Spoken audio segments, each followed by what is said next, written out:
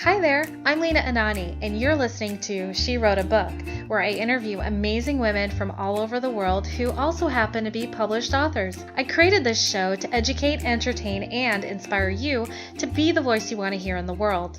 Now let's get started. You are listening to episode number 125 of She Wrote a Book, and today I'm interviewing Stacy Tuschl, author of the book, Is Your Business Worth Saving? A Step-by-Step Guide to Rescuing Your Business and Your Sanity. Stacy Tuschl shares a personalized step-by-step plan for rescuing your business and your sanity. She talks directly to you and other female entrepreneurs who are lost in the responsibilities of running a business while maintaining a full life. Stacy started her first business in her parents' backyard at the age of 18 and turned that company into a seven-figure business. She's the author of the #1 best-selling book, Is Your Business Worth Saving? And host of Business Rescue Roadmap podcast. Again, her book is called Is Your Business Worth Saving? A Step-by-Step Guide to Rescuing Your Business and Your Sanity. You can find the link to purchase her book in our show notes for this episode at SheWroteABook.com/125. So Stacy, it's such a pleasure to have you as a guest today. My first question for you is this: what inspired you to write and publish your book? Well, first, thank you so much for having me, and great question. So for me specifically, I had thought about writing a book for quite a while, and it was one of those things where, I didn't know what I wanted to write about. I knew I wanted it to be business, but I didn't know what topic. There's so many things that interest me, and I always attend business conferences, and I meet a lot of people that are going to the same events. And it was one of those things where you kind of just assume we're both going to the same conference. We've been learning the same things. We should have the same level of success. And we didn't. There were many people there that were still struggling, and they weren't sure if they should be continuing. And now I hear things like, for my coaching clients, if I don't make X amount of dollars by this date, I'm going to shut it down. Or if I can't reach this many clients or do this, I'm not going to continue. So this question really is asked by so many people, but definitely more privately. And that's why it's something that I felt like I wanted to bring out and have people, look at that cover, resonate with it, and say, I need to check this out. I love it. As an entrepreneur, I can resonate with that. I have asked those same questions. Yeah, absolutely. Several times throughout the years. And I've even asked my coaches, I've even begged them to let me quit. I'm just like, I don't want to do this anymore. But I love how you figured out that pattern. Like, it's seeing how everybody going to the same conferences, learning the same material, not having the same results. Right. I mean, do you remember the moment that you this all just kind of came together and you're just like, holy crap, I'm noticing a pattern here. I can write a book about it. What was there a specific moment that it all just came together? I think it was really just, hearing it over and over. And the moment that it happened it should have happened way sooner. It was one of those things where it was a light bulb, but it was going, how did I not see this? How did I not think, when this person said this or that person brought this up, how did I not decide to do this? So for me, it was more of, I had this in my mind. I was going to write a book. It had been sitting for a while. And my book really was more just going to be very business related, obviously. But all of a sudden, I was actually talking to I was talking to somebody who's helping me with my book. And I said, you know what I envision? I envision on my website the opt-in to say, is your business worth saving? Enter your name and email here to find out. And it would be like a top 10 list or something. And she looked at me and said, I think that's the name of your book. Like, I think that would be perfect. So that's actually how we really decided, okay, this is it. I love it. And that was going to be my next question is, how did you come up with the title? Yeah. Like, how did you get those words together? Yes. And what's so funny is, yes, for me, it was an opt-in page. I really didn't even see it being, it was to capture emails. It wasn't really what I was thinking as the title, but it was then all of a sudden exciting. As soon as she said that, it was going, oh, maybe I could do that. And maybe that would be great. And going back and forth of, is it a good title? Is this going to resonate with people? And that's where my experience of other people came into it and said, yes, I think so. And what's so funny is I was at a conference, and somebody had said to me, oh, what's your book going to be about? Or do you know what it's called? And I said the title, and she immediately said, oh, I don't like that title. Nobody's going to get it. And it's so funny because it was almost like when you're pregnant and somebody asks you what your child's name is going to be and you tell them and then they, insult you. Well, I felt that same way. I felt like, no, no, no, this is it. This is the title. I'm not changing it. I'm married to this title. Like, I'm 100% committed. And clearly she was wrong, because within, I think it was 24 hours, we had over 13,000 people go get that book when we launched. So it must resonate with some people, or enough people for them to go and get it. That's, you know what I love about that story is that it was, you literally, the question is that book title worth saving? I mean, Yeah. it's like you applied exactly what you talk about to Right. to coming up with the title of your book. I mean, Absolutely. that's you walking the or talk walking the talk. Yeah, Yes. that's it. I love it. And then there's a life preserver on the cover of Hmm. your book. What made you go with that image? So that's a really great question. When I had my designer come up with it, obviously they're asking, what do you envision? What do you see? And I wasn't really sure. And, we had come up with many different designs that kind of resonated with that question, saving. So one of the things in the book that we talk about is the business rescue roadmap. And, she read through the book. She actually laid it out for me, so she knew it very well, and said I could really, see this icon, this vision that we keep using over and over, part of your logo.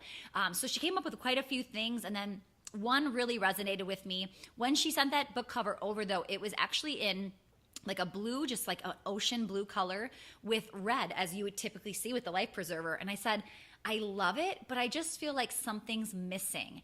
And I'm like, I don't know if we can do something a little bit more girly, a little bit more feminine. And she said, let me just try something else. And she came back with the teal and the pink. And I said, perfect. I love it. It is perfect. I Thank love it you. too. I Thank you. think it's Thank you. great. It's so simple too. I love it. Yes. Um, so let me ask you this.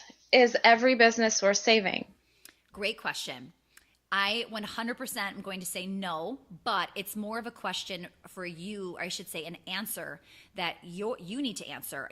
I can't tell you scrap it. It really comes down to how passionate are you? Do you really want to save it? There are so many women that they don't want to save it. They shouldn't be in this business, and they're fighting for something they really don't even want in the long run. So that's usually the first thing that I go to.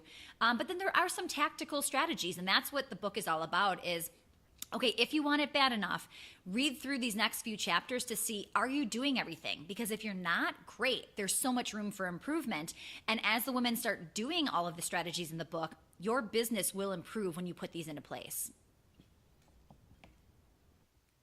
Awesome. And then so like what are a few things that we could do? If I Yeah. especially me, I'm thinking I mean not right now, but I'm connecting with the person I Yeah. was, just a year ago who I wanted to just quit and drop everything. Right. What would have been a few things that I could have done to Well, turn? there's so many different things that we can cover. And, one chapter is all about looking at the woman in the mirror, thinking about your strengths, your weaknesses, self doubt, talking yourself through, should I write a book? Before that, I had been an entrepreneur for the last 14 years. I have never, ever written anything. There was so much self doubt going through my head of, should I really write this? Are people going to make fun of me? Are they going to think this is weird? I've never written a book. Why would I do this now? I mean, there's so much self doubt that went through that. But if I wouldn't have put it out there, I wouldn't have written a #1 international bestseller. So you've got to really just go through that and know that you're your worst enemy. Stop caring about what other people think. You're kind of fighting yourself here. You're fighting a one-woman battle. So that's pretty tough, but that's one of them. We talk about marketing, so many different marketing tactics. You might think you're getting yourself out there, but maybe you're not putting the right message out there. Maybe you're not branding yourself, packaging yourself the way that you should be. Are you that go-to expert in your area? I mean, those are just so many, like one or few little things that I can think of, but every chapter deals with one specific topic. And usually you can get so many ideas out of just one chapter, you could stop right there and implement before moving on. I love that. So like take a chapter a week or a Yes. chapter a month. Yeah, at the end of each chapter, I actually have action points where I really want you to go through, do this checklist, complete it, and then come back, continue, keep working on it. Because this isn't just a book you're going to read in a weekend and implement. You're going to be doing this for a long, long time because there's just so much we can do to continue to grow our business. I mean, I basically took the last, decade of me going to conferences, live events, being involved in mastermind groups, and I put all of this information into this book. That's awesome. I love it. How'd you find the time to to write the book and get it all into Yes. one awesome concise package?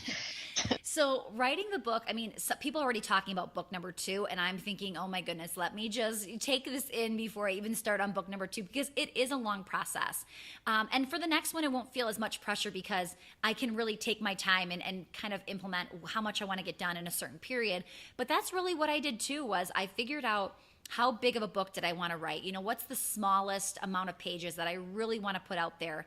And now how can I start kind of backtracking, reverse engineering how many I need to get done by a certain date? How many pages should I write? For me, it wasn't about writing 10 pages a day.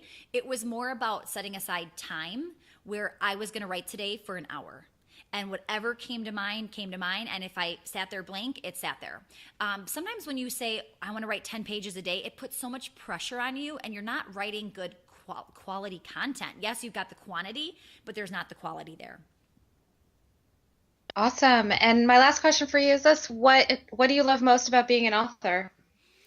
I think it so far has been just the amount of doors that it's opened. I mean, people know that as an author, you have that credibility. People look for that, but it really does open so many more doors, and people want to talk to you. You are claiming that you are the expert in that area. So they want to dive in deep. They want to know more. And it's just such a great way to get on other podcasts, get on other shows, be involved in articles, blog posts. So the connections have been pretty phenomenal. But for me, it was really building that credibility, kind of standing in that message of this is what I'm doing, this is who I work with, and this is what I'm sharing.